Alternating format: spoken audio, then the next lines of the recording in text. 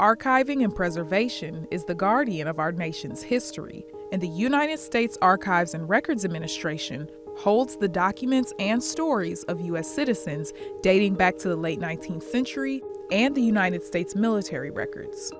There are 40 National Archive campuses across the nation, and here in North County, St. Louis, the National Personnel Records Center is the second largest National Archives building in the country. The main archives in DC, well, all of the archives have all the federal agency records, but our main focus here in the preservation office is to take care of the burned records from the fire in 1973. Tell me more, what is the exact date that that fire happened? What time of the year was that? July 12th, I believe, 1973. And yeah, it caught fire around midnight or so.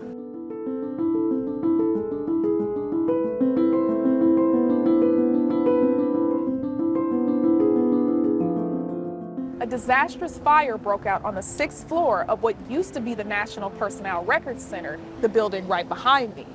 It burned uncontrollably for almost 24 hours, destroying over 22 million military records. It's known as one of the greatest losses of modern world history. It started a salvaging project that would last for decades. Well, last year was the 50th anniversary of the fire, and we keep our records now, the burned records, in a temperature and humidity controlled area to preserve them. The labor and care that is put into restoring these documents is a career that many people aren't aware of. Here, there are different labs and processes that they use to take care of these historical records. Can you tell me what this process here is that you're using? This is the humidification chamber that we have this in, which put vapor into this chamber here. And what it does is it'll relax that paper. This paper here is really dry. So as the moisture goes in, it relaxes that paper and kind of gets some of the folds out.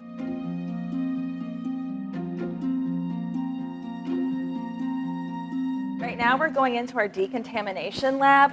This is where we do most of our work on the burned and moldy records.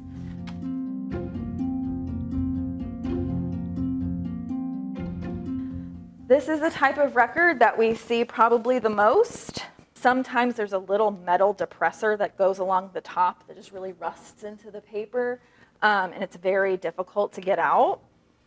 And either using your hands, which is kind of what I like to do, or you can use what's called a micro spatula. You can slide up underneath there and lift those up, and it kind of helps you get that nice bit in. I'm going to get some of these pieces out so they don't crumble.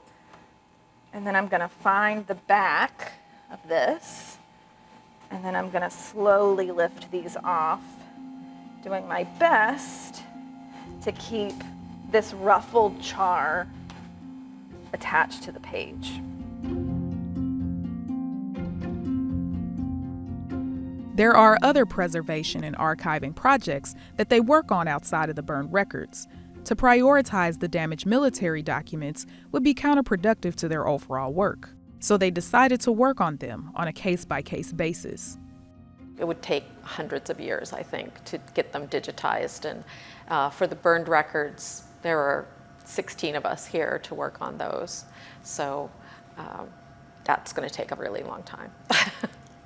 6 million records, even having started, in 1999 or 2000, with dealing with them, it's just more than we could ever do. Preservation is actually done by everyone. So we do conservation, right? We do the treatments, but the littlest thing, how you put it into a box, how you set it on your desk, all of those lead to the long-term preservation of a document. And the last stop, the reformatting lab. Here, they have one of their most revolutionary conservation methods for the burned documents and microfilm scanning. So we're going to show you a little bit about our content recovery process, which uses infrared light. Humans can only see a very small amount of light, but Using infrared technology, we are able to actually see through the totally charred areas of record and recover that information. The really interesting thing about the infrared camera and this documentation and this paper is that when the fire happened, the paper and the ink burn at 2 different temperatures. And with it burning at 2 different temperatures, the ink is still there. And so what the infrared camera does, it refracts the light and it draws out the ink, so you can actually, it separates and you can actually read the documentation that's underneath there. And what is cool is that right around here, this little part could be someone's saying that they were honorably discharged or not. And this could be the only information that could help that one individual to get benefits, or their family benefits, or their grandchildren, to find out what granddad did or grandma did in service. It provides them with so many benefits, and I think that's really our focus here. People are always interested in the past and their ancestors and what came before us, so I think there will always be a place for preservation and conservation.